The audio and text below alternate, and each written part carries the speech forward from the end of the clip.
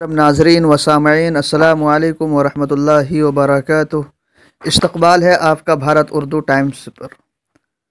दोस्तों, जिस तरीके से ये ख़बर आ रही है कि ऑल इंडिया मजलिस इत्तेहादुल मुस्लिमीन के सदर पर मेरठ से दिल्ली जाते समय टोल प्लाज़ा पर जिस तरीके से उनकी गाड़ी पर फायरिंग की गई और उन पर हमला, जानलेवा हमला किया गया, इस खबर को जब उन्होंने ट्वीट करके सोशल मीडिया पर शेयर किया तो देखते ही देखते जंगल की आग की तरह ये खबर पूरे वर्ल्ड में फैल गई।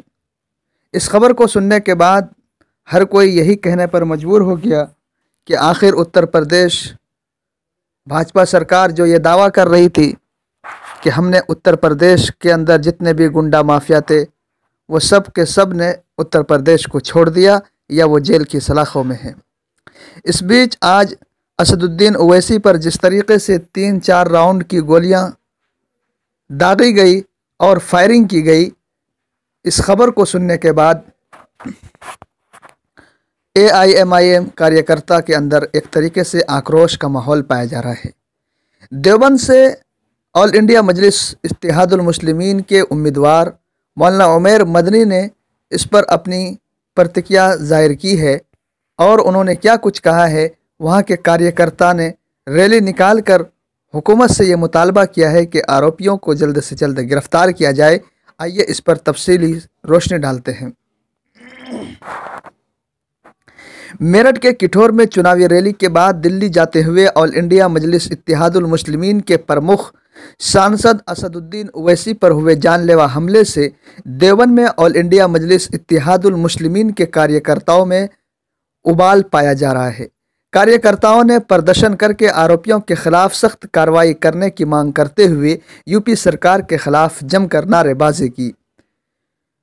गुरुवार की देर शाम झारसी टोल प्लाजा पर मेरठ से दिल्ली जाते हुए ऑल इंडिया मजलिस इत्तेहादुल मुस्लिमीन के राष्ट्रीय अध्यक्ष असदुद्दीन ओवैसी की गाड़ी पर हुई कई राउंड फायरिंग की गई। हालांकि निमित रही कि इसमें ओवैसी या उनके किसी साथी को कोई नुकसान नहीं हुआ।